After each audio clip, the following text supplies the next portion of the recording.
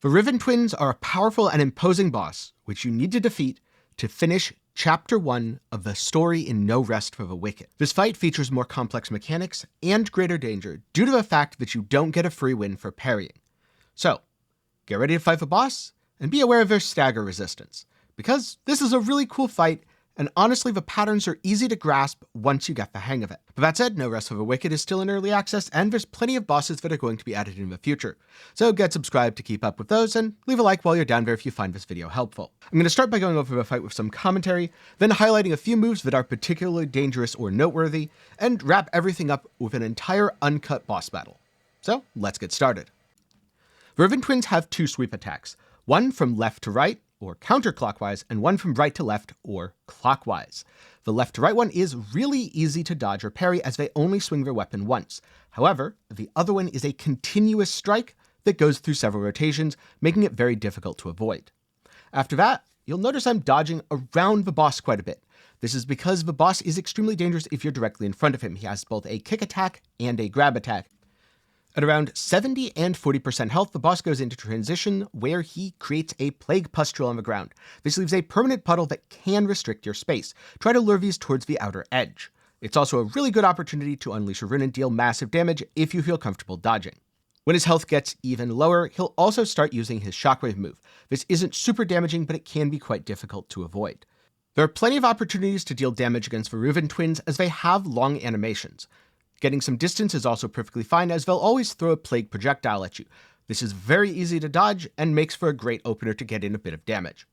If you do get hit by his kick attack, don't panic, just mash your dodge button. You'll recover in just enough time to avoid having your head caved in by his giant stave. If you're still struggling, make sure to enhance all of your gear, and consider getting to level 11 so you can wear tier 2 items. First up, the most important thing to do this fight correctly is recognizing his two different types of sweep attack. Because one of them is very easy to parry or dodge, the other is significantly more difficult. The first is a standard single sweep from left to right counterclockwise. When he does this, he only attacks once, and due to the very wide range of effect, it's quite easy to parry. On the other hand, his multi-sweep attack sweeps from right to left clockwise. In theory, you can still dodge it, and you can still parry it. But because the sweep continues for multiple rotations, the best way to deal with this is to get away from the boss. This is because, unlike many other enemies, the Riven Twins are not staggered when you parry them.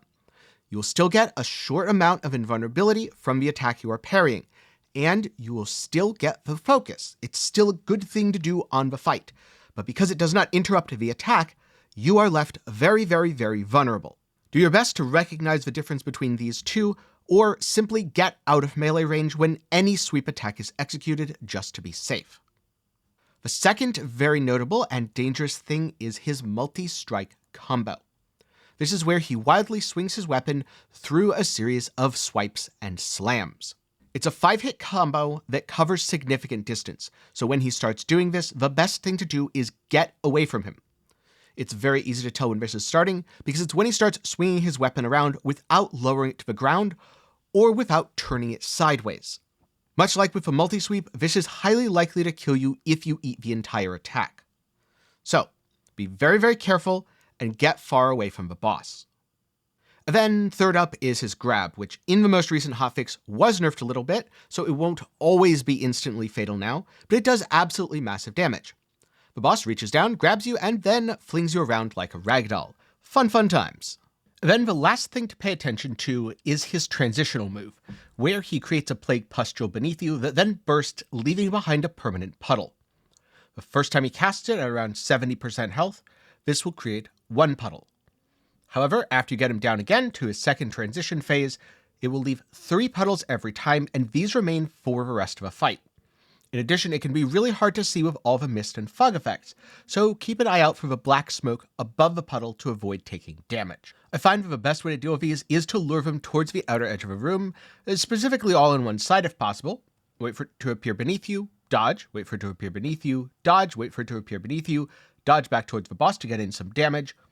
And that way, you shouldn't run into too many issues. You can just avoid that side of a room when avoiding mechanics for the rest of a fight. Speaking of, now let's watch an entire uncut version of a fight where I'm a little bit more geared and a little bit more comfortable with mechanics, just to give you a demonstration of how it could play out.